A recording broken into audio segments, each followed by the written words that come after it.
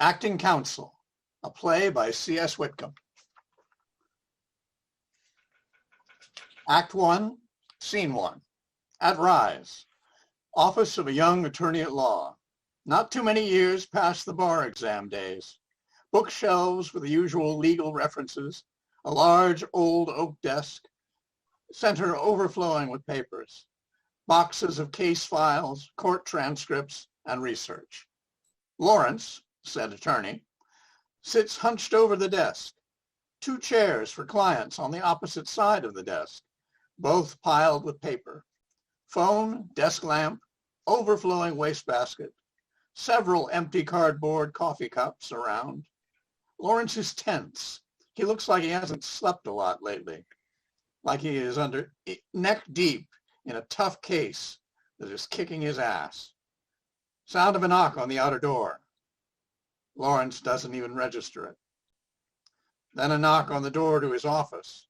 He looks up as the door opens and an old man looks in.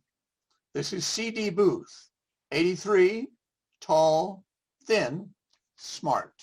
You the lawyer? I'm sorry? What kind of lawyer can't afford a secretary? I have one, though they don't call them secretaries anymore. No, what do they call them? Paralegals? Assistants. Same thing happened to stewardesses. Now they call them flight technicians or some damn thing. Attendants. So she's out to lunch at 3:45 in the afternoon? Worse. She's out on maternity leave. Huh. How long? 4 months. 4 months? Ooh, you're generous. I don't think she's coming back. She likes wee Henry David more than she likes me.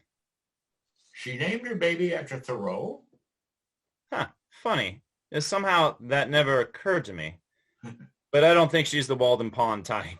Yeah, I need a lawyer. You taking new clients? Sorry. Did you try to make an appointment? Would that have helped? Maybe. You busy now? Well, yes, I am. I'm working on a case. What kind of lawyer do you need? I'm 83 years old. You think we could talk about this sitting down? Lawrence stands up, goes around to the front client chair. Sorry. Moves the stack of papers from the chair to a carefully selected spot on the floor. I guess you don't get a lot of walk-in traffic. No, not a lot. No. Lawrence Taylor. Offers his hand. Booth shakes it. C.D. Booth. They sit on opposite sides of the desk. Booth. I think I know who you are. You're an actor, right? Yes? I've seen you in a play or two around town. You might have done. Is Booth your real name? Why wouldn't it be? Oh, the most famous American theater family of the 19th century? I'm guessing either you're related to them or you took their name. And most people only remember John Wilkes Booth. Yeah, that's a shame. For Edwin and their father and all their clan, are they your family? No. In the Screen Actors Guild, you can't have the same name as another person, and there were too many Millers, so I took Booth. And the CD? Oh, yeah, my mother would have rolled over in her grave if I'd changed that. Named you for one of her heroes or for her father? Hero, Clarence Darrow. No kidding. Hey, wait a minute. I saw you play Darrow on stage. Which one? Clarence. Yeah, funny. I mean, which play? I played him 3 times in 3 different plays. Really? I didn't know there were 3 plays. Probably more than 3. I did the one-man show, Inherit the Wind, and the Great Tennessee Monkey Trial. I saw the one-man show. You were great in that. Thank you. I appreciate that. You know, I'm a criminal attorney. Do you have a problem that might fall into that category? No. Well, good. So what brings you in to see me? A friend of mine got busted for a baggie of weed in his glove compartment, and you helped him out. He said you were good and reasonable. Okay. Stuart Remington? Oh, right. But that involved something that was a crime at the time. I know. My situation is less complicated. It shouldn't take a guy like you more than half an hour, tops. Just pull up one of those form documents on your computer and fill in a few blanks. I'll sign. get it notarized or witnessed or whatever it takes. You can be the witness, or if that'll speed things up. What kind of document are you looking for? A will. You can probably get a blank form online, but I don't trust those things. The do-it-yourself legal documents. I mean, what if there's a comma out of place and the whole thing gets thrown out? I don't want to take that chance. So, a simple will. Yeah, simple. What kind of estate do you have? Just a house. Shouldn't take long. What's your hourly rate? $350. $350 an hour? Jesus H. Christ. That's about what you make doing theater in a town like Portland per week for 6 performances. Yeah, well, law school is expensive. Do you have any family? A couple of ex-wives, but that's not what I'd call family. Got it. Like Mickey Rooney said after divorce number 8, next time I feel like getting married, I'll just find a woman I hate and buy her a house. You know, usually when someone gets divorced in this state, his divorce attorney will revise his will as part of the deal, just to be sure it's updated and the ex-spouse doesn't unintentionally inherit. Well, I didn't get that fringe Benny. Still, your divorce attorney might be able to help you do that. I mean, make a new will. He retired. Huh. Oh. And then he died. Well, that makes it pretty final then, I guess. Somebody told me if I die without a will or next of kin, the state gets my house. Is that true? If you die intestate with no kin, yeah, that could happen. That's not okay. I bought my house in 1965 for $34,000. It's worth around $350,000 now. And after 30 years of payments, it's completely paid off. Oh, good for you. It's not rocket science. Anybody can do it with time and a little money. And I'm sure many do. Well, my point is I worked hard and it took a long time. I didn't do it for the state and the state didn't do shit for me, so I consider us even. The state can't have my house. I don't like the state. You'll definitely need a will. Yeah. You're looking for someone in elder law or family law. I can give you a couple names. You got a law school diploma hanging right there on the wall? You're telling me you can't draw up a simple will that'll hold water? It's not a question of my not knowing how to do one. I'll pay. How long could it take? I don't have time to take any new clients right now. You have better things to do, bigger things, more important things? Yes. And what kind of things would that be? If I tell you, will you go get another lawyer? I might. If I agree with you. And what is it? Some billionaire CEO who accidentally tossed his girlfriend off his penthouse balcony? No, he's an 18-year-old kid I'm trying to get off death row. For murder? Huh. I mean, what else do they execute people for? Right, for murder. Is he guilty? Yes. And you're trying to get him off because somebody's paying you the big bucks. Nobody's paying me for this. I'm doing it pro bono. While you're turning away paying clients. Yes. You can afford to do that? Not really, no. Mm-hmm. You're not exactly what I was expecting to find in a lawyer, but I can work with it. Okay. Full disclosure, I also saw your Lear twice. Really? I didn't think anybody would want to sit through King Lear twice. Yeah, well, hey, listen. I have a proposition for you. I'll write your will for free. Now, what am I, a charity case? No, not at all. We do an exchange of services. And what would you want from me? Perform Willie Loman at your kid's birthday party? No, no, nothing like that. Listen, I'm trying to get a retrial with a new jury. And when I do, I'm going to need to deliver a closing argument worthy of Clarence Darrow, as blood-stirring as your Lear storm scene, a summation so heart-stopping that it could save a kid's life. I want you to teach me how to do that. Literally? A matter of life and death? Yes. But his life won't be on your head. It's on mine. You'd just be the acting coach. Is that all? Well, it'll have to be a crash course. Now listen, I'm not against the death penalty personally. Well, neither am I. There are some people who are not fully human. Sociopaths, psychopaths, monsters who take pleasure in torturing and killing. I mean, the world would be better off without them. They can be executed, and I wouldn't give them a second thought. You don't agree with Anne Frank? That everyone is fundamentally good at heart? No. And when she wrote that in her diary, she hadn't met any actual Nazis yet, so. Your client, this kid, he's not one of these monsters. No, he's a kid who's had a long string of bad breaks from the beginning. Who'd he kill? A retired high school music teacher by the name of Tom Daggett. Oh, shit. Oh, you knew him? Well, not personally, but I'm in the theater. Every young musical comedy kid in town studied with the guy. He was a legend, everybody's favorite high school teacher. Yeah. And I saw in the news that 10,000 people came to his funeral. They had to use the football stadium. And 500 of his ex-students stood up and sang the Hallelujah chorus. Not a dry in the place. Hell, the local news team was crying on the air. Men too. Yeah. So you see what I'm up against. Well, didn't a guy break into his house and kill him with a shotgun? Yes. Well, you're nuts. How do you plan to get the guy off? And more importantly, why would you want to? It's a long story. Well, luckily, you're talking to an old man who has nothing but time. Why in the hell are you trying to get him off?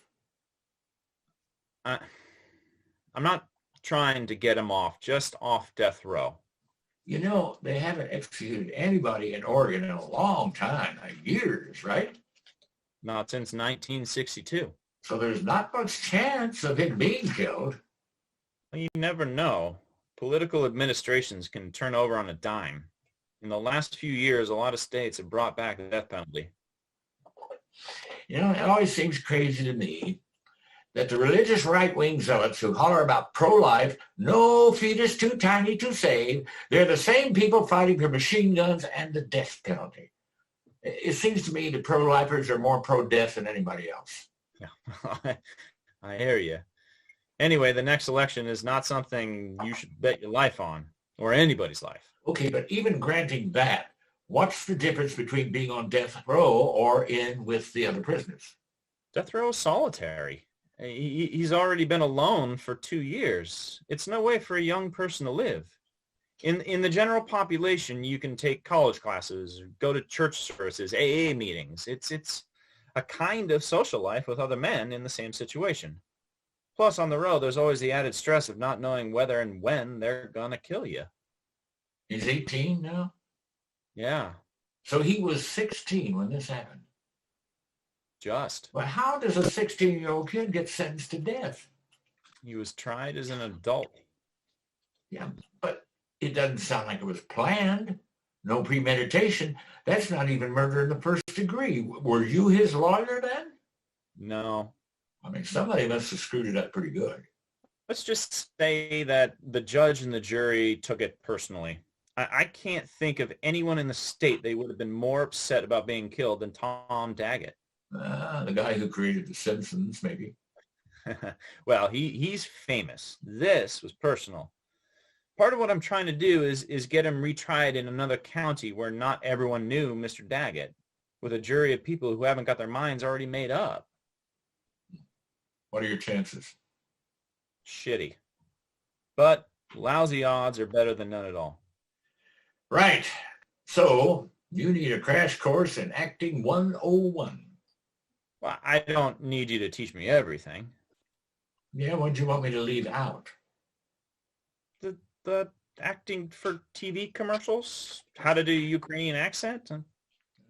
Okay. Just coach me on this one speech. You can do that, right? Oh, sure. My Ukrainian accent sucks anyway. Hey, are you still acting? No. Why not? I can play the parts. There are a ton of parts I'm perfect for at my age, apart from Lear. On Golden Pond, The Man Who Came to Dinner, Big Daddy, Prospero. Hell, at my age, I could play the shit out of a goddamn son of a bitch and Moses. Why don't you? I can't memorize the lines anymore. Pisses me off. I can remember every single word verbatim of things I played at 20, but a new play, can't get the goddamn lines to stick. Can you really remember the lines from 50 years ago? 60 even. Oh, what a rogue and peasant slave am I.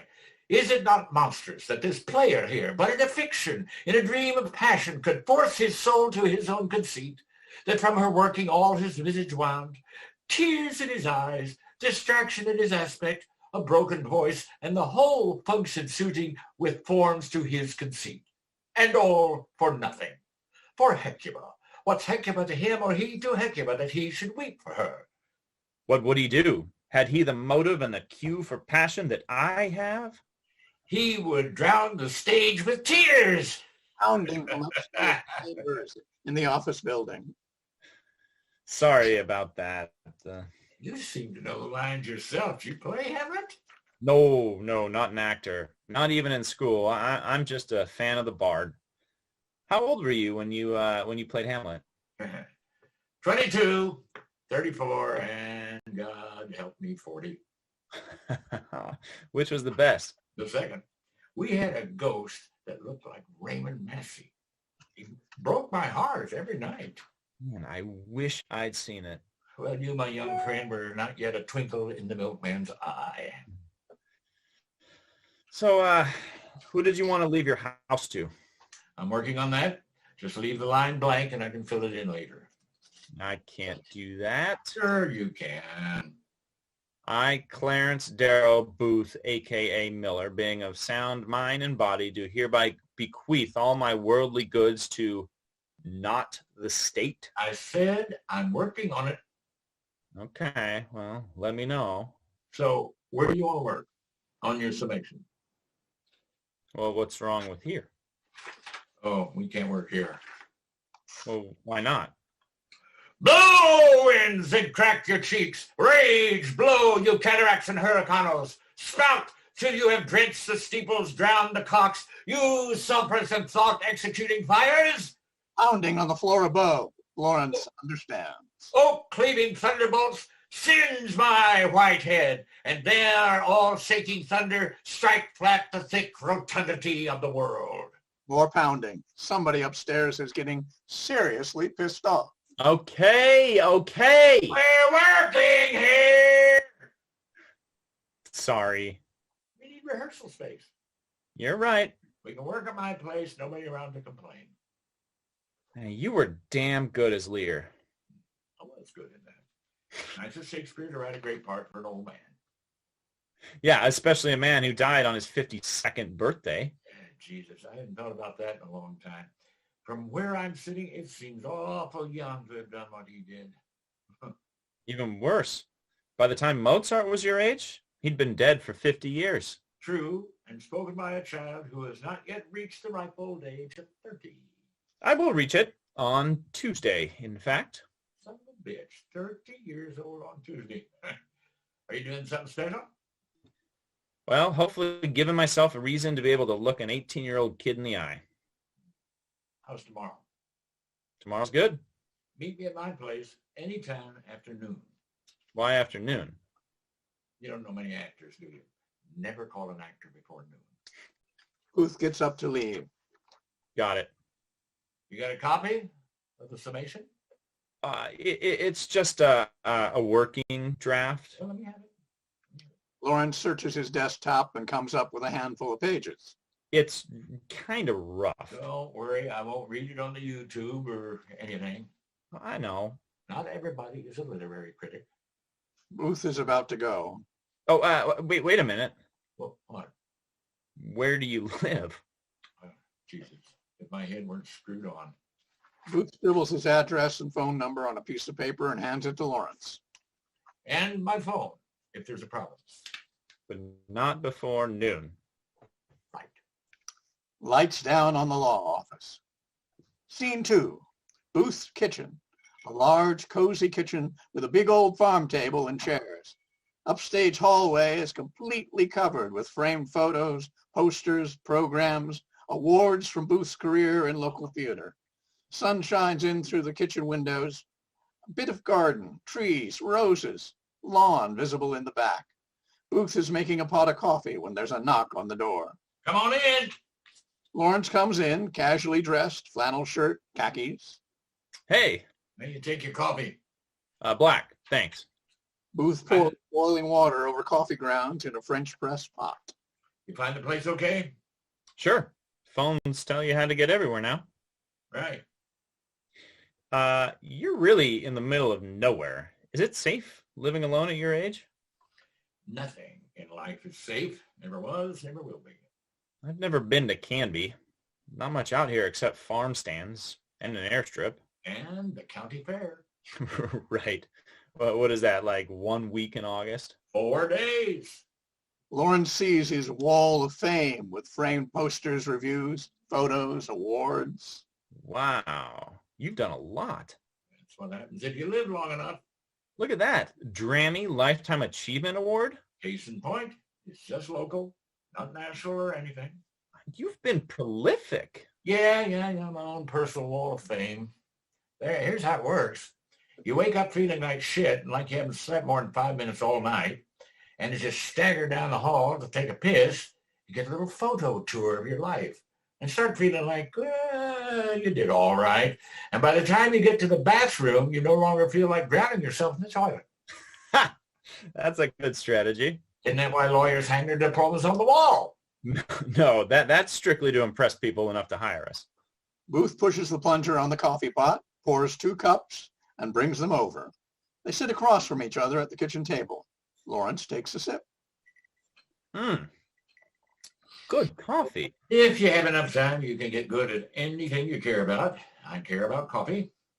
You got a beautiful garden. Thank you. How many acres? 1. It's nice that it backs up onto open land like that. I'd say it must be worth more than $350 by now.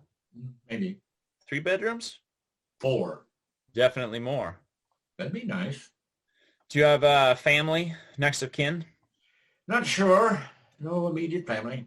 No kids? No. I thought I would have had some kids somewhere along the line, but I never did. So no family at all? I may have a brother someplace, but he'd just drink it away, whatever's left after he's done gambling. He's not getting anything from me. Plus, I got no reason to think that he might be alive. He was older than shit, 8 years older than me. Which would make him over 90. Way older than shit. What was his name and date of birth? Why? It's better to check. Why take a chance that some drunk old gambler might show up and make trouble? I see your point. Ralph Eugene Miller, December 1929. Okay. I'll see what I can find out. Are you in a relationship now? A relationship? Do you have a special friend, significant other, girlfriend, or boyfriend? No girlfriends. At my age, they run like rabbits. Nobody wants to get stuck being nursemaid to an old geezer that can't get up without the goddamn little blue helpers. I mean, I hate the little blue sons of bitches, but they're a godsend, so what are you going to do? Huh? Tell me that. I'm sorry, I couldn't tell you. So no girlfriends? And not likely to be any. No nieces, nephews, cousins? Nope. Dog, cat, parrot? Parrot would probably outlive you. No. Jake was my last dog. He's been gone for a few years now. Yeah, there comes a time in life when you can't start over with another dog. It's not fair. What about charities? Do you have a favorite charity? I lost faith in pretty much all the institutions. A lot of those charities have CEOs that take millions of dollars in salary, or they're crooked in some other way. I'm not lining some fat cat's pockets, how's that? Maybe leave it to one of the local theaters. Isn't there one you'd like to be generous to? I've worked up too many grudges, I guess. Then why not spend it? Sell the place, sail around the world, see the great theaters of London, Paris, Moscow. I mean, we've still got some great living actors I'd pay a lot to see. McKellen, Mirren, Maggie Smith. Maybe cruise around the world. I'm too old to move. I'll stay put until I keel over. I'm not spending my last days boxing up a lifetime worth of debris. You could get a reverse mortgage, live on your equity. After how hard I worked to pay it off, just run it back into debt? Enjoy the rest of your life in a bit of luxury. You've earned it. That's not going to happen. I'll figure something out.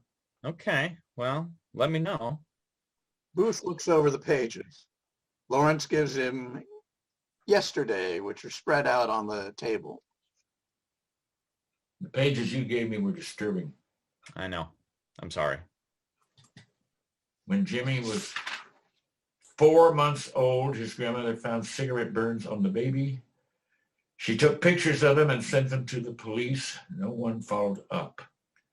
The pictures were apparently lost. This was the first time the state failed him. Yeah, I never heard of anyone who had a tougher start in life. It was total shit. Yeah. Okay. Let's see if we can help. And there's a playwright trick I've learned from working with quite a few of them. At the end of an important emotional moment like this one, you put the impactful word at the end of the sentence so that it hangs in the silence that follows and it vibrates like a bell. Can you give me an example? Right? You say, this was the first time the state failed him. Better if you say, this was the first time the state failed Jimmy. Good. Yeah, that's good. So a few sorry. Lawrence scribbles a note. Booth flips to the next page. So a few years later, Mom gets committed to a mental hospital, and Jimmy and his brother Joey live with their father, who sells them to his friends for sex. When this started, Joey was 5 years old. Jimmy was 4. Yeah.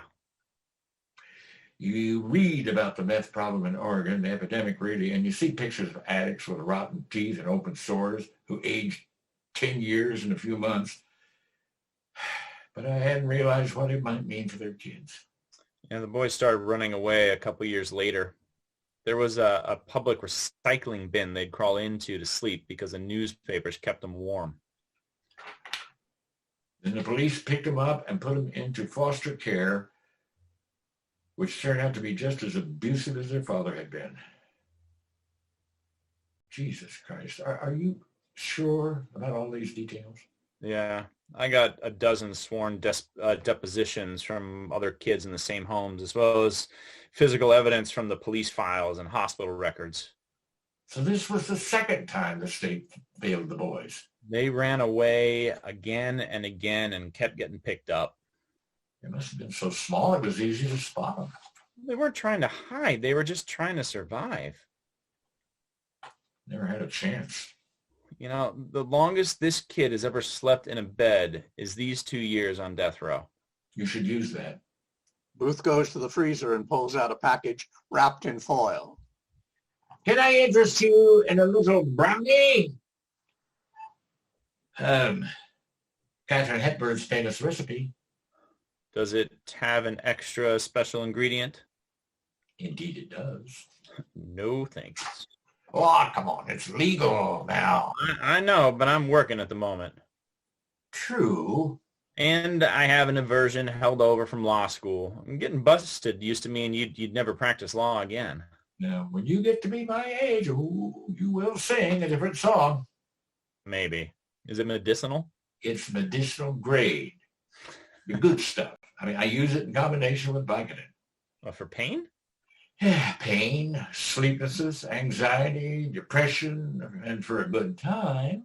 I mean, all the shit that comes from being 83 years old, but I don't drink. Got to draw the line someplace. No, Vicodin's addictive. And that's only a problem if you try to go off it. I have no plans to do that, and my doctor agrees. Okay, then. Doctor's orders. Is Jimmy allowed visitors in prison? Yeah, I go see him. I'd like to meet him. Is that possible? Sure, it's possible. When are you going? I'm driving out there tomorrow. Tomorrow is good for me. Now let's get to work. Booth hands the papers to Lawrence. Right. The summation to the jury. I've seen a lot of those on TV. Sam Waterston, mostly. Law and order. Right. How long is it? 10 minutes, maybe 12. Not counting holding for laughs. For the laughs? I'm sorry. Do you have to memorize it? Yeah, but I can do that. Well, lucky you. Okay, then. Let's hear it. Lawrence takes his position solemnly, his eyes sweeping the audience, representing the imagined jury. Wait a minute. Really? Couple of things. Before I even open my mouth. Yeah. Don't sweep the jury with your eyes. Stop and look at each one of them in turn. Speak to one person at a time. Okay. Did you ever study music? Singing, maybe? I took choir in high school. Do you remember dynamics? Not really, no. Well, changing the volume, choosing when to get quiet and when to get loud. You're not Jesse Jackson shouting from the pulpit. You need to go quiet sometimes so that when you do bring on the big voice, it'll have more impact. Get down to nearly a whisper and make them lean forward in their seats in order to hear you. Make them come to you. Which parts should be quiet? I think you know. The intimate details? Shocking sexual stuff? Exactly. It's an intimate thing between you and the jury.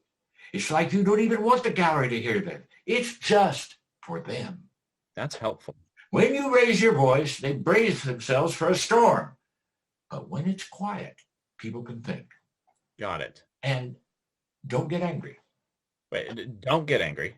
Isn't my rage one of my aces? Don't I want to play the drama card? Yes, but don't get angry at the jury. If you seem to be attacking them, they'll get defensive and steel themselves against you. They're not the enemy. They're the cavalry riding in to save you. Okay. Treat them with intelligence. Don't talk down to them. Okay. They're good, decent, honest people. Trust them to recognize the integrity and honesty of your story. Lawrence jots notes as Booth talks. Good and decent. We are human beings with human hearts. Be willing to touch them and move them. Make them feel it. The pity, the fear, the horror, and the sadness of this case. How do I do that? You have to be willing to feel it yourself. If you feel it, they'll feel it. Open yourself up. But what if they're not smart and honest and human? What if they're coming into this with their minds made up?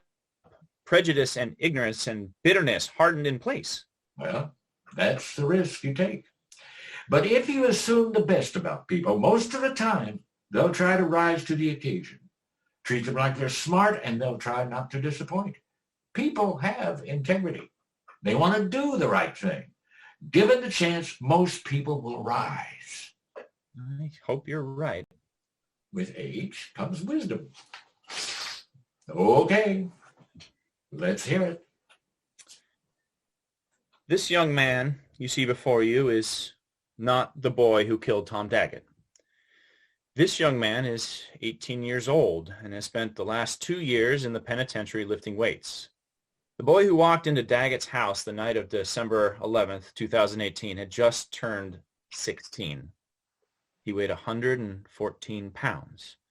He had walked down from the mountains with his old dog in the cold and freezing rain. He was exhausted, soaked through, and close to hypothermia. His old dog Milo was worse off than him. His paws were bleeding. Jimmy needed a car so that his dog wouldn't have to walk anymore. He saw a car in the Daggett's driveway. The house was dark. The door was unlocked. He went in looking for the keys to the car. At barely 16, he didn't have a driver's license. He wasn't sure he could drive a car, but he felt like he had to try. Jesus, you got lucky with the dog. What do you mean? Everyone loves dogs. That'll help you. He was an old beat-up mongrel. I don't know where the kid picked him up, and when the shotgun went off, the dog had a seizure. After the kid was locked up, the dog didn't last long. Well, I'm sorry for him, but good Lord, the seizure is a gift. Any actor worth his salt would have more than tears. I wish you could deliver the summation. Did they have pinch hitters in the courtroom trials? No. How do you know the dog didn't last long? I asked around, found out which animal shelter the police had taken him to, and drove over and adopted him. He died within a couple weeks, probably sooner than he might have done if he hadn't lost Jimmy.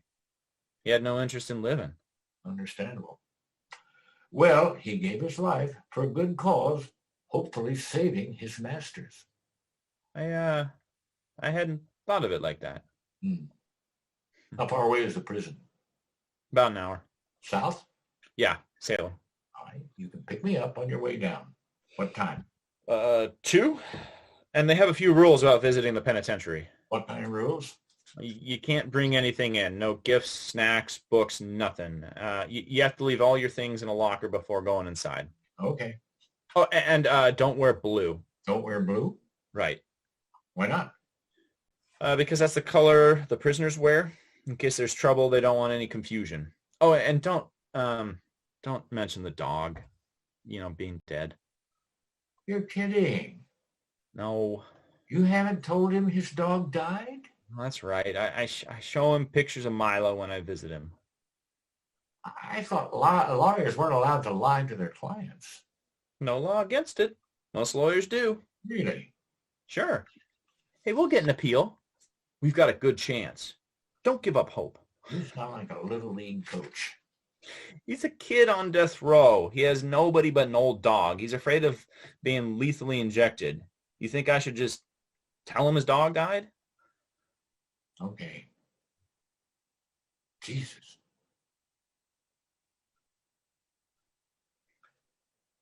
What happened to his brother, Joey? He's around 19 now, right? He didn't make it.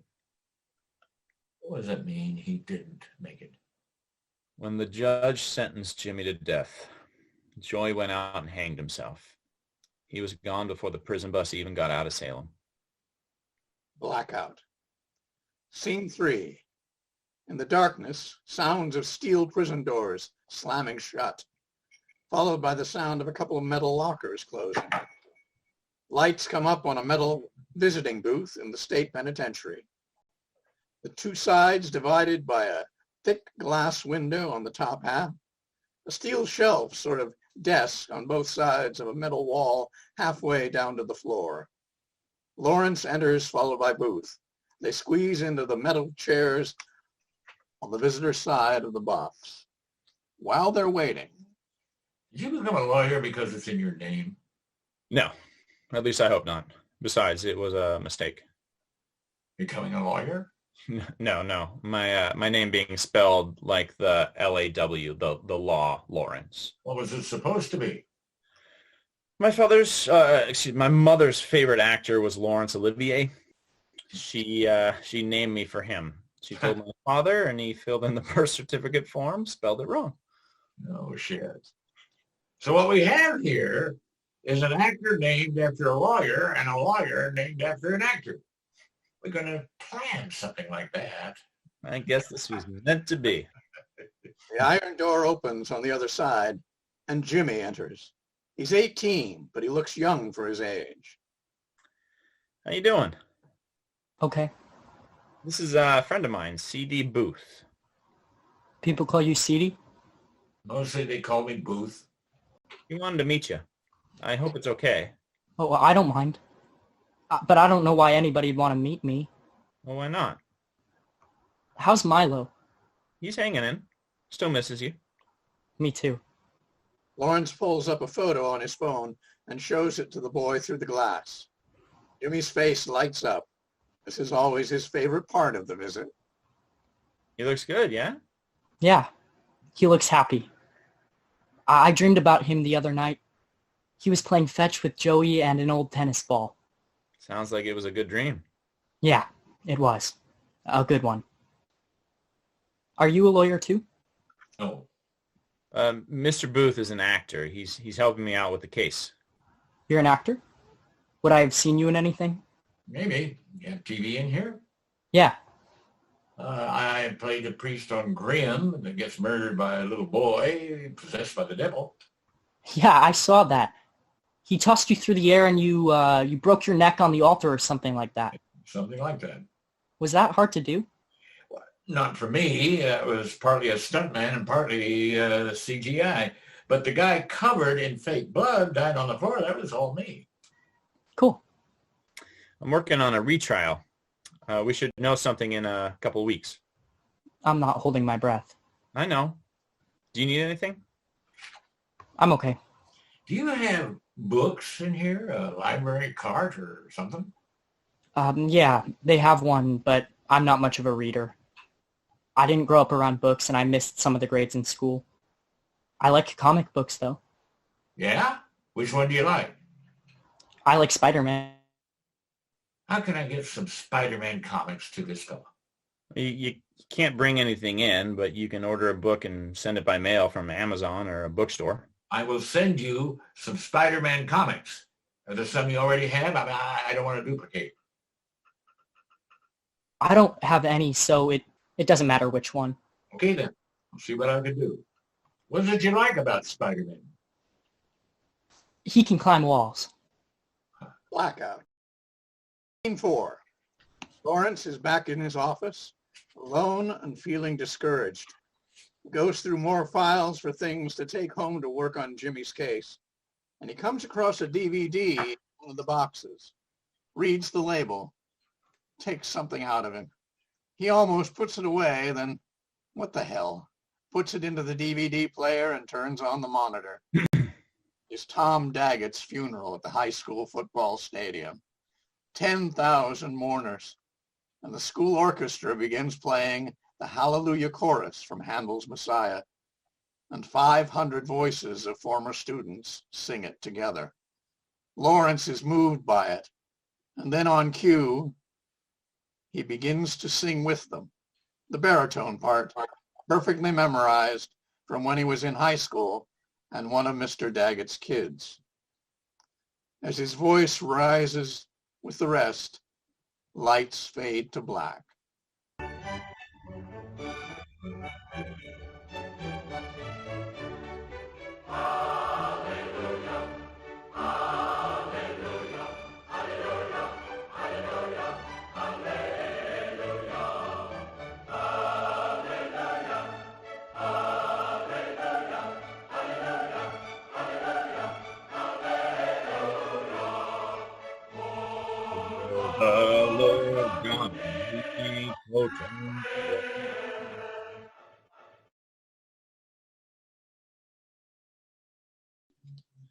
Act 2, Scene 1. At Rise. Booth's house. Booth and Lawrence work on the case. Papers and coffee cups on the kitchen table. Every year, thousands of fifth graders across America write papers about democracy and send them into a national essay writing contest. And a few lucky winners get to go to Washington, D.C. and tour the White House and the Capitol building. And all of these prize-winning essays suck. How do you know that? Because you can't write well about anything in general. Democracy, liberty, God, freedom, even love. Nobody can write well about any of them. There's no there. What are you going to say? Freedom is the most important thing in the world. Our forefathers died to preserve our freedom. Totally sucks. So how would you write well about freedom? You'd write about the woman who ran away from her abusive husband and found her way to a shelter. And the first night someone gives her a bowl of buttered popcorn. She smells it and tastes it and breaks down sobbing because in 11 years, under the fist of her abuser, she wasn't allowed to have popcorn. He was allergic, so it was forbidden. And if he smelled a whiff of popcorn on her, he would punch her in the face. Oh. So the popcorn Is freedom. yes. Is it just symbolic like that? No. It's the details. There is emotional power in the details that you don't get with generalities. Did you study writing? I actually learned that from listening to Bill Clinton's speeches back in the day. He wouldn't talk about the problem of the elderly. He'd talk about Edith, who goes to the market each week and buys 7 cans of dog food and doesn't own a dog. Instead of teen pregnancy, he'd talk about Brittany, who gave away a baby when she was 15, her second. Instead of the homeless, he'd talk about Walter, who did 2 terms in Vietnam and sleeps in a cardboard box behind the 7-Eleven. I understand. Visual details stick in the mud. You mean like showing them pictures? You don't need pictures. Your words are the pictures. A few carefully chosen details can put them right in the scene. Put them right there in the house when the gun went off. What if I don't know the details? I can't make them up. You can imagine some things that had to have been true. When the boy and his dog stepped into the old people's house, was he dripping rain on the floor? Did the dog's bloody paws stain the carpet before the real blood flowed? When the old woman turned on the light, was the boy blinded for a minute? You know these kind of details had to be true, right? I mean, what was the weather like that night? 38 degrees, sleet and rain. Yeah, that's a fact. So, was he shaking? Were his teeth chattering? If the gun was loaded and cocked, it wouldn't have had taken much to trigger it. How loud did the blast sound to the kid and the old woman? I get it. The facts are compelling, but the emotional power is in the details. If you put us right there in the scene, you'll make us see it and hear it and feel it. Feel it. Make them care. When you say an actor worth his salt would have them in tears, how do you do that? How could I do that? All right, let's walk through it, one step at a time. The boy goes into the dark house looking for the keys to the car. The old woman surprises him and screams. He says, "I won't hurt you. I just need the car keys." But the old man rushes in, hearing his wife scream and deep in the throes of dementia. Both the boy and the old woman are yelling, "Stop, stop, stop, stop!" But he doesn't stop. The gun goes off. The blast is deafening for a moment. The flash, the spray of blood. The old woman screams again. The dog falls to the floor and goes into convulsions. Both the woman and the boy are in shock. The old man's on the floor, bleeding out. The kid grabs a cushion from the couch and presses it onto the wound to stop the bleeding, hollering for the old lady to dial 911. And the kid looks over and sees old Milo in convulsions. He's not sure if his dog might die 10 feet away, and he can't go to him. He can't hold him, because if he moves, the old man is dead for sure. So he has to hopelessly watch Milo have a seizure while he tries to stop the old man's blood from pumping out into his hands and the cushion and the rug until the pumping stops. And somewhere out in the dark rain, the sound of a faraway siren is racing closer, but it will come too late. Oh, wow. Get it? Yeah. Make them see it, and they will feel it. Okay. And when do I get loud? He could have run. He could have saved himself, saved his dog. Did he run? No, he did not. He stayed right there holding pressure on the wound, trying to save Tom Daggett's life. He didn't want him to die. He didn't mean to shoot him. It just happened in that split second of panic and nightmare. Bang! The gun went off. And no matter how hard Jimmy tried, he couldn't undo it. Couldn't bring that old man back to life. But he tried to do just that. He tried. Lawrence is now scribbling notes on his legal pad as fast as he can. By God, he tried. We need a little break now. Pops up and heads to the refrigerator. Okay. What kind of person works on his 30th birthday? I don't know. It's a 30-year-old. I got a little something to celebrate the big 3-0. I thought you didn't drink. I don't. I don't. Booth pulls his foil-wrapped brownies out of the freezer, scrounges around in a drawer for an old birthday candle, pokes it in one of the frozen treats, and lights it with a kitchen match. Happy birthday to you. Happy birthday to you. You finally hit 30. It's about freaking time. And don't forget to make a wish. Lawrence blows out the candle. Thank you. What'd you wish for? I can't tell. No, but I guess I know what it is. Booth cuts small squares of the fudge brownies and presents one to Lawrence on a paper napkin. These are your special Katharine Hepburn brownies laced with cannabis? I wouldn't use the word laced, but they're definitely spiked. I'd better not. I'm working. Bullshit. No bull. This will make you a better actor. Trust me. Is it strong? What do you think? What the hell? You only turned 30 once. Well, that's not true. I'm near the end of my third 30. I should be so lucky. Yeah. Good, right? Oh my God. This is the best brownie I've ever tasted. Did you think Katharine Hepburn's recipe would be anything less than sublime? Yeah, well, do you think she'd approve of you revising her recipe? Oh, no, she's probably flipping in her grave even as we speak. Probably. Hang on.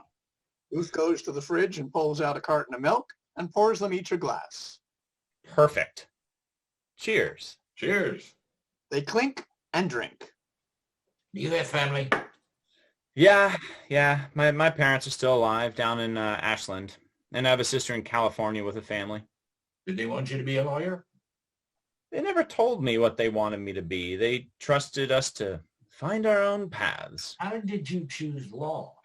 Please don't tell me you saw a play about Clarence Darrow and it changed your life. No, not really, though I was inspired by that. Hmm. I found out when I was in high school that my father wanted to be a lawyer when he was young. He couldn't afford to go to law school. He became a high school teacher, history and English. Till I was 10, I thought everyone got the whole summer off. So you took up the torch, as it were. I guess. My grandfathers were both Baptist preachers. Oh, good. Perfect genetic makeup for a litigator. It's funny. That never occurred to me. Were they the fire and brimstone men? One was. The other was quieter, more contemplative. A poet, almost. Well, could be better. You need both. Lawrence may be feeling a teeny bit high. Looks around at the sunlight pouring into the large kitchen. Won't you need your house to fund your golden years in case you need to move to a nursing home or independent living? No, I'm not ending up in one of those places. Well, people don't always have a choice about those things. I'll have a choice. I do have one.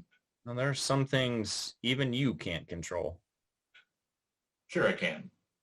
I have a plan to exit stage left if I start to smell like a fruitcake or act like a vegetable. Meaning if you start losing too many marbles? Exactly. So, what is it? What's one? Your plan? Nothing for you to worry about. I got a little something tucked away. What kind of little something? You're my lawyer, right?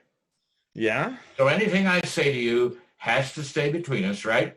Attorney-client privilege? Yes. I've got a stash of insulin left over from a friend of mine who died. If things start to go south, a shot or two should do it. You're not diabetic. No, so it'll take less. You'll knock me out, then a coma, and then gone without a fuss. You thought it out. You thought it out. In detail. What if it comes and you end up a vegetable? I don't get a lot of company out my way. None, in fact. By the time the mailbox is overflowing and somebody comes knocking, I'll be long gone on the midnight train to Georgia.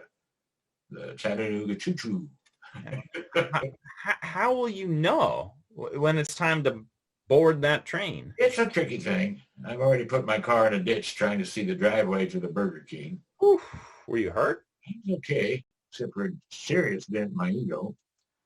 The car was not so lucky, killed on impact. but that wasn't the sign to exit stage left? No, that was the sign to stop driving in the dark, and I have done. I can drive good in broad daylight, or good enough. You got another car. Yeah, though my insurance doubled. My own damn fault. So how will you know when it's time? I'll take my best guess. If I choose a day too early, what difference could it make? Or a day too late?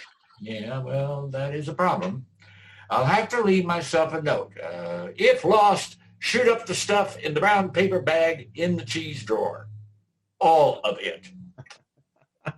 That might work. Sure it will.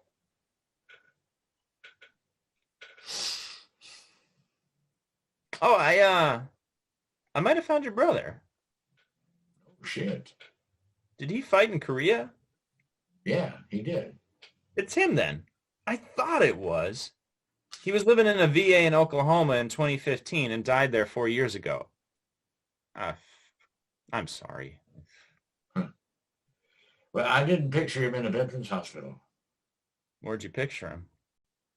In the gutter, maybe. Homeless, sleeping in a tent under a bridge someplace.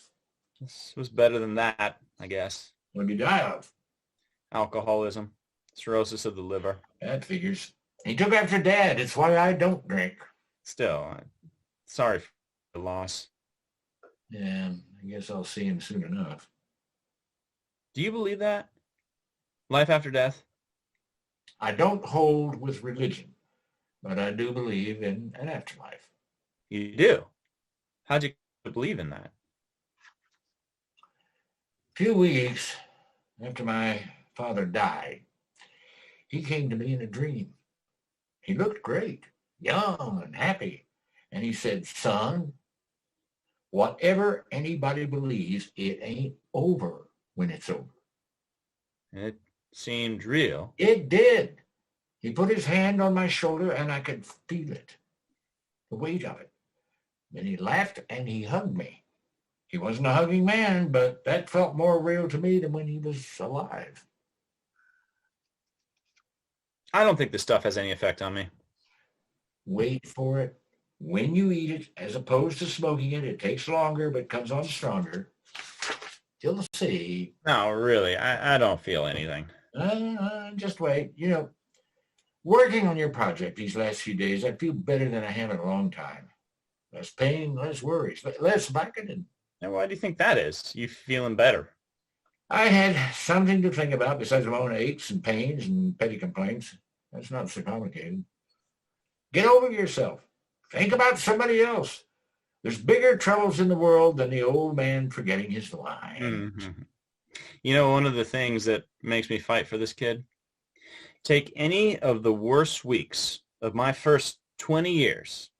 If I picked any one of them. What were they, these worst weeks?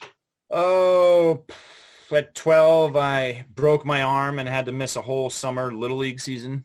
It felt like the end of the world. When I was 17, Olivia Jennings broke my heart. I wanted to die, if only to make her feel bad. Even earlier, I remember accidentally setting fire to a field and Dad making me confess the fire chief who made me spend a week cleaning up the mess and replanting the trees. You take any week, the worst I can remember, and it's better than any week this kid has had in his whole 18 years of life. I mean, honestly, you could probably take any day even. My worst day against his best day, I'd still be better off. Just doesn't seem right. No. But that's not your fault. That's life. Nobody gets dealt the same hand as the other guy. Maybe not, but the lucky ones need to reach out a hand to the other guy, or what are we doing here? That is the question. Lawrence flops on the couch next to Booth. Maybe I am starting to feel a little something. Yeah. I'm thinking about cheeseburgers. Nice. Or we could eat some more of those brownies. No. Eat too many of those and you will be sorry. Okay. Yeah.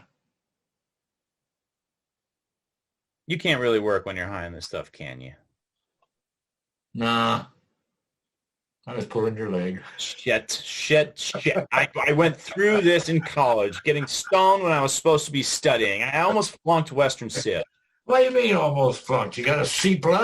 No, B-. But God damn it, why would you do that? You need a day off more than anybody I have ever known in a long time. This little break will make for a better performance. I promise? Trust me, this ain't my first rodeo. How'd you get into law school with a B-? Oh, on a test, not for the course. A long pause. They just sit there on the couch, slumped together, staring into space. They are so stoned. You know, you live out in the middle of nowhere. What do they have in Canby? They got a place that delivers Chicago-style pizza hot to your door. Oh, my God. I'll buy. On your birthday, not a chance, kid. I'd arm wrestle you for it, but I can't move my arms. Watch this. Hey, Zelda! Go to ChicagoPizza.com. Order the usual. Genius. Genius. You are a genius. You live long enough to invent some cool shit. What if you live to be 90? I won't. You might. Your brother did, and he was a total alcoholic. What's your point? But you can't be living out here all alone at 90 in Canby, Oregon? If I can't be, then I won't be. I told you I'm not ending up in one of those places. Wasn't there used to be a home for old actors someplace? Yeah, used to be an old actor's home in Hollywood. Well, you'd qualify for that, wouldn't you? It went under. All the old actors were put out on the street with hardly any notice. How could that happen? I heard their big donors invested with Bernie Madoff and lost their tuxedo shirts. Bummer. Can you imagine all those old actors on the streets, panhandling on Hollywood Boulevard for spare change? Sure. Hey, give me your spare change, you dirty copper. You hold out on me, I'll plug you right between the eyes. That was moving. Lights fade to black. Scene 2. Lawrence's office. It's night. Lawrence is at his desk, mid-phone call. Really? The 14th? Absolutely. We'll be ready. Thank you. Thank you so much. This means a lot. Lawrence hangs up the phone and looks around, not quite knowing what to do with himself. He looks at his watch, then dials his cell phone. Hey, it's me again. We got it. A new trial. Where the hell are you? I know you don't drive at night, so where the... Oh, shit. He grabs his coat and runs out. Booth's house. Booth is lying on the floor, maybe unconscious, maybe just waiting, banging on the door. Booth! Are you home? Sound of Lawrence going around to the backyard. Booth! The kitchen door is open and Lawrence lets himself in, moving quickly through the kitchen, and finds Booth lying on the floor. Booth! You awake? Drops to the floor beside the old man and feels Booth's neck for a pulse, but Booth rouses to consciousness and swats his hand away. Not dead. Well, thank God. Lawrence is already dialing 911. Don't do that. Do you have a do not resuscitate order on file? Sure, I'm sure I do. And an organ donor thing, too. Yeah, well, I hate to tell you, but nobody's going to want your 100-year-old organs. And I don't have to resuscitate you. You're already resuscitated. Yeah, I got a man down, conscious, 83 years old, a stroke or a heart attack maybe. How long have you been down? Fuck you. Hang up the phone. A few hours anyway. Conscious, pissed off. At 539 Cedar Street, Canby. Okay, thank you. God damn it! You are not part of this plan. Did you do it? Did you shoot up that insulin? Not yet. I need you to hand me that little thing. No, I can't do that. I never should have told you the plan. It didn't occur to me that you'd be in a position to fuck it up. And it didn't occur to you you might be in a position where you couldn't get to it? Shit. Do you think you had a heart attack or a stroke? Or did you just fall down? How's your hip feeling? Heart's my guess. Yeah, mine too. Just hand me the paper bag from the fridge. You don't have to know what's in it. Don't leave none of your DNA on it. Then go up front and delay the ambulance squad for 5 minutes. That's all I need. No, I can't. I'd be disbarred. Plus, I don't believe in it. Suicide, assisted or otherwise. It's legal in this state. Yeah, doctor assisted, not lawyer assisted. Plus, we didn't finish your will. If you die right now, the state gets this beautiful house and the garden too. Damn motherfucking son of a bitch. Yeah, I agree with you there. The siren gets louder as the lights fade. Scene 4. Back in the penitentiary visiting booth. Lawrence is there alone as Jimmy comes in. Hey, Hey, how you doing? good. You know, same. Yeah, You? good. You didn't bring your friend this time. No, he had a heart attack. A heart attack? Yeah. Sounds bad. Well, it's not good, but it could have been a lot worse. Is he gonna die? Yeah, but probably not today. He's 83, but he's hanging in so far. Well, tell him I said, get well soon. I will. I wanted to thank him for the Spider-Man comics. They came. Okay? They came okay? Yeah, they're good. I read them all the time, and I think I'm getting better at reading. I just started out looking at the pictures, but then I started figuring out what they were saying. So tell him that, I guess. I will. We got a date for a retrial. When? July 14th. Good. It is. In France, it's a holiday called Bastille Day.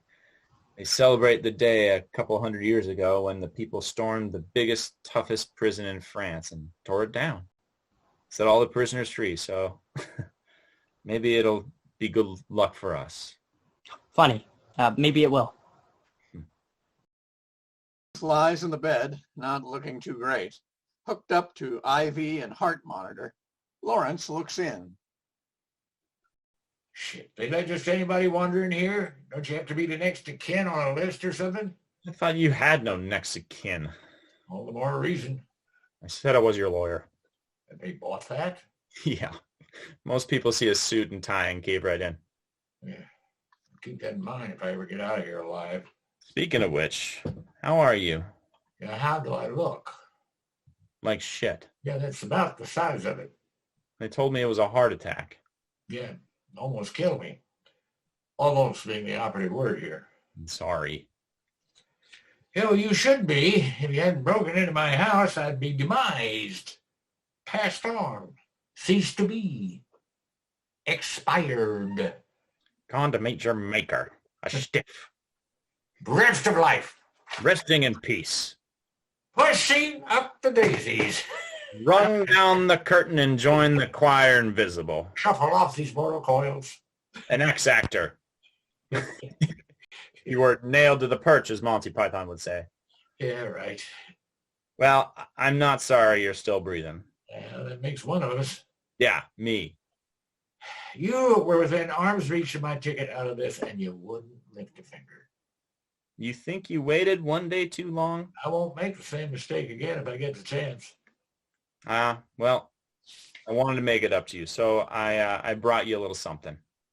Probably not the little something I'm hoping for. I wouldn't be too sure. He pulls a handkerchief from his suit pocket and unfolds it, revealing a good-sized, homemade fudge brownie. You brought me a brownie. I baked you a homemade brownie from Katharine Hepburn's recipe. Did you write from my recipe box? You didn't have to. You can get it online. Just type in Katharine Hepburn brownie recipe. Really? I thought it was top secret. Well, how did you get it? Well, it was the 60s, so I can't swear to it, but I think I had to sleep with somebody. Not Miss Hepburn herself, I hope. Yeah, funny man. It was damn nice of you baking for me. It's been a while since anybody's done that. Plus, I added a little something extra. You're shitting me. Are you saying you baked me a special brownie? Yes, I did do that. I baked you a very special brownie. Jesus, you surprised me, Lawrence. It's medical grade, and you look like that's about what you need. You are a prince among men. I withdraw my earlier complaint. You will always henceforth be on my guest list. Thank you. Where'd you get it? The ganja. Well, it turns out that now that it's legalized, it's not hard to get. There's a big marijuana leaf sign about as often as Starbucks. Bless you, my son. Booth unwraps the brownie and smells it, inhaling deeply. Huh? Does it pass the smell test? It does indeed. I am saving this for bedtime, just the ticket for a good night's sleep, which is hard to come by in this place. Booth carefully rewraps the brownie and slips it under his pillow. I saw Jimmy yesterday. We got the retrial on the calendar. Good. That's good. How's he doing? Well, he got the comic books. He said thank you, that he's learning to read from Spider-Man. Good. I'm glad he got them. I've seen too many movies to have any faith in the prison mail delivery system. He also said to tell you get well soon. You shouldn't have told him about me. He's got enough to worry about. He's pretty tough. I thought he could handle it. It's a new trial. July 14th. No shit. Huh. Are you ready to storm the Bastille? No. Well, you will be. I better be. I brought you another thing I promised you. Lawrence pulls out an envelope with a folded document inside. You got it done. Sure. I spent 3 years and $500,000 getting a law degree. How long could a simple will take? You just need to fill in the blank, get a witness to sign it. Any nurse or orderly will do. Thank you. I hope you got enough acting lessons from me to make it worth your time. I feel like I got the better end of the deal, yeah. So we're square. We're square. Thank you. I'd like to have seen you deliver your big speech to the jury. Well, you might still make it. Maybe. You know, most people who make it to 83 make it to 84. That's a load of hooey. In case you hadn't noticed, you still have all your marbles. Really, you think? Huh? That's my educated opinion. When you pay her a compliment, you'd pay her a compliment. My grandmother used to say, I don't have to believe in it to enjoy it. So did you decide who you want to get your house? By the way, it comes with everything in it. Furniture, car, garden, wall of fame, etc., etc., etc.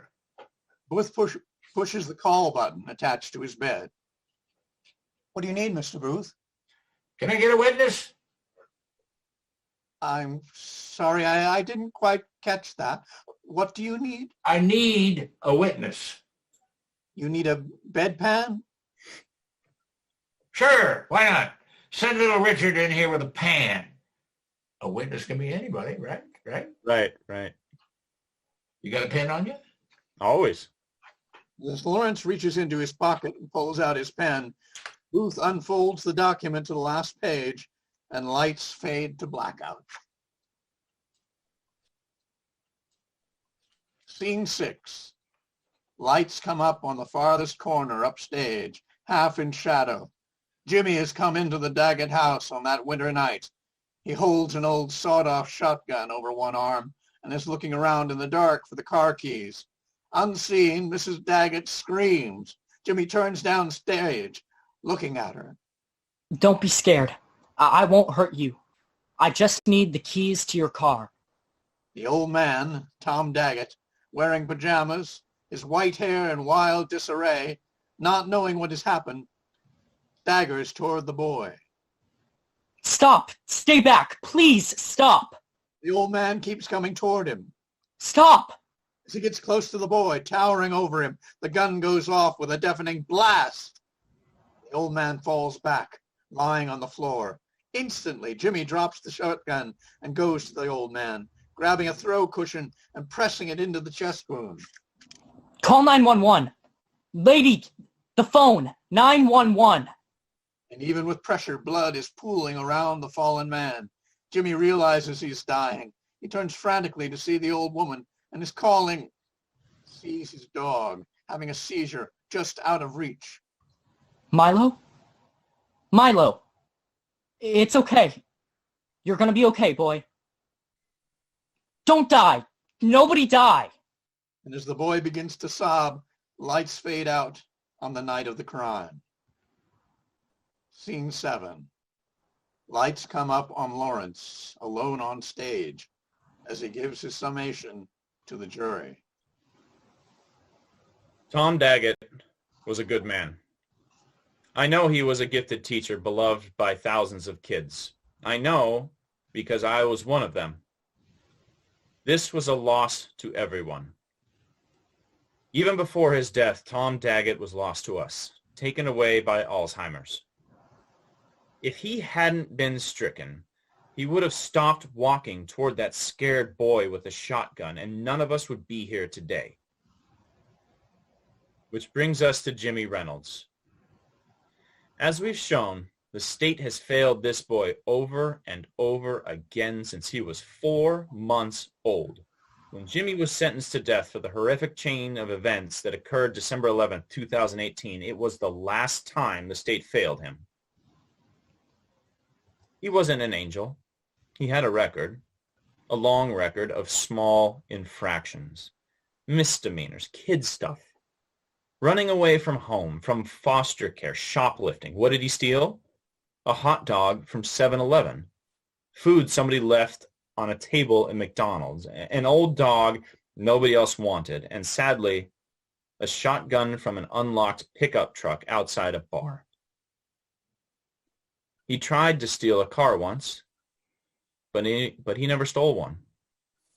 And he never hurt anyone, not in a fight, not anyone. Until December 2018, he never hurt anyone at all.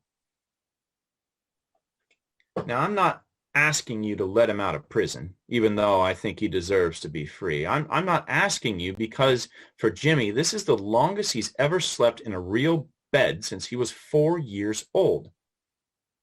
The longest time in his life he's been warm enough. Had 3 meals a day. He's willing to serve life in prison if that's what you decide. I'm just asking to move him off death row. Remove the fear of being put to death before he's old enough to buy a beer. Let him take high school classes, maybe get a diploma, instead of sitting alone in an 8x12 concrete cell completely cut off from life. Let him eat meals with other men. You know, given the life he's led, Jimmy had every reason to grow up to be a monster. The most remarkable, really almost miraculous thing about this case is that he didn't do that. He's a quiet, humble, kind, and decent person. In my line of work, you rarely come across that. A violently abused child who became a good man. I lost a friend recently. Somebody I learned a lot from. And one of the things he told me was, if you assume the best about people, most of the time they'll try to rise to the occasion. People have integrity. They want to do the right thing. Given the chance, most people will rise. That's what I'm asking you to do today. What I'm trusting you to do.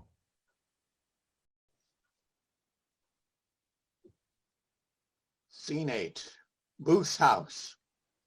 Lawrence leads Jimmy into the kitchen. Jimmy is now 23. His hair is a little longer, and he's got a mustache.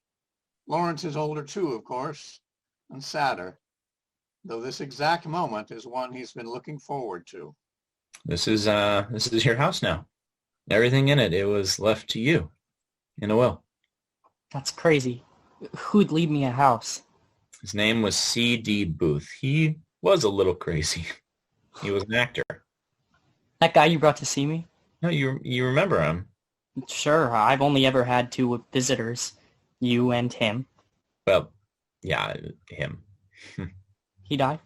Yeah, he did. He was your friend who died that you talked about at the trial? Yes. In my whole life, I never thought I'd have my own house. I never even thought I'd get out of prison. Except for you, I wouldn't have. It was a combination of factors. What do you mean? Overcrowding, the pandemic, a jury that was calmer and more reasonable than your first trial. Maybe. It's still mostly you.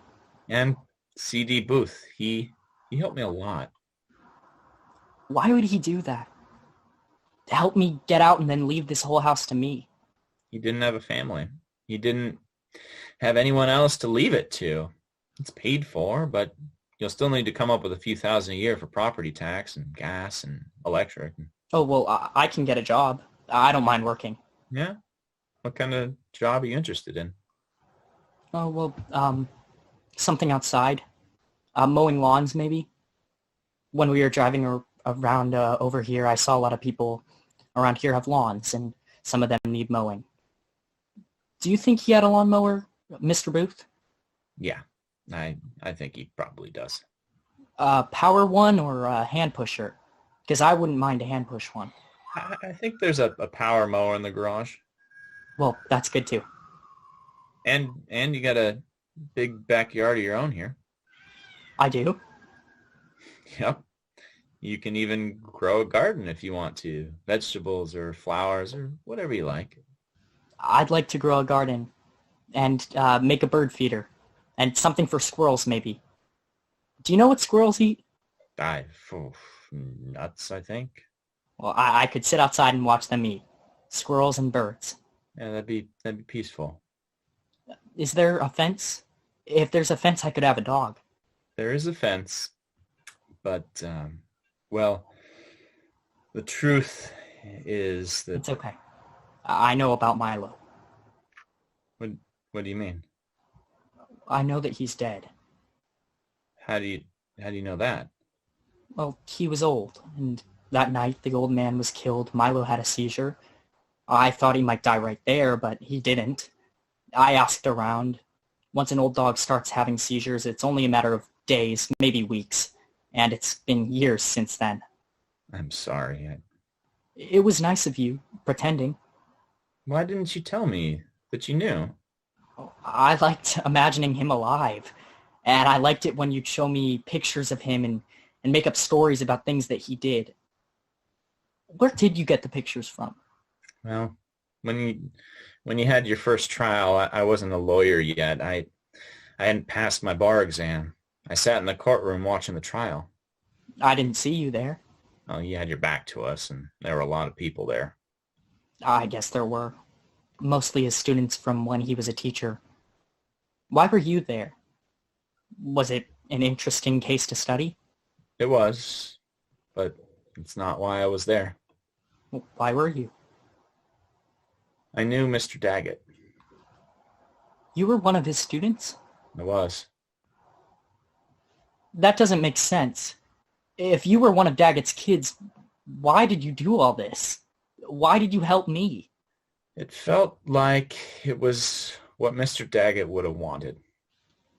He was always willing to give a kid a second chance, including me. Well, I wish I'd known him. I wish a lot of things had been different. I know. When I heard Mrs. Daggett testify about that night and about your dog, I found out where he'd been taken, and I went over to the shelter and adopted him. You did? It wasn't his fault. You know, it didn't seem fair for him to be locked up just for being your dog. I knew he was on his last legs, so I took a lot of pictures. I wasn't planning to use him like that. It just worked out that way. Did he have a good death? Yes. As good as a dog can have, I guess. I mean, his last meal was a Whopper with cheese. He loved Whoppers. Well, he was happy to get a hold of that one. Double meat, double cheese. Well, I'm glad. And thank you for taking care of him. I have a confession. I did something that you're never supposed to do under any circumstances. What? I got a puppy as a gift for someone. Anyone I know? Yeah. How would you feel about that? Jimmy is obviously touched and excited about this idea, but trying to keep his emotions in check. Oh, I've seen worse things. Yeah? Sure. You want to meet him? I guess. I mean, I might as well, since you went through all the trouble. Okay. Lawrence goes out to the kitchen door to the garage and comes back with a cardboard box that is shaking and whimpering a bit. He hands it to Jimmy, who opens it and pulls out a puppy about 2 months old. Jimmy sits on the floor holding it as the puppy wiggles around and licks his face. He's trying not to cry. Think it'll be okay? Yeah. He looks kind of like Milo when he was young. I tried to find one that would grow up to look like him. I'll have to teach him not to chase squirrels. Or you could just put the squirrel feeder out of his reach, up a tree. That's a good idea. I don't think there's been a dog born that wouldn't chase a squirrel if he had the chance. I don't suppose there was. So what do you name him? Milo the Second? No. I think I'll name him CD. I like that. His full name was Clarence Darrow Booth. He was named after a famous lawyer. You like that, Clarence? Sure you do. Lights fade out. End of play.